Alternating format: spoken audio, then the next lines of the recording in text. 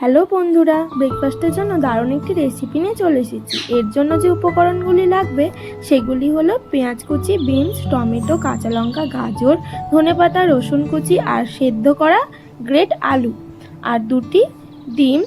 একটি পাত্রের মধ্যে গ্রেট করা আলু, রসুন, গাজর, টমেটো কুচি, বিনস, পেঁয়াজ কুচি, কাঁচা লঙ্কা কুচি, ধনেপাতা কুচি, স্বাদ মতো লবণ, সর্ষে, চিনি আর এক বাটি ময়দা দিয়ে জল দিয়ে ভালো করে মিক্স করে নিতে হবে ব্যাটারটি।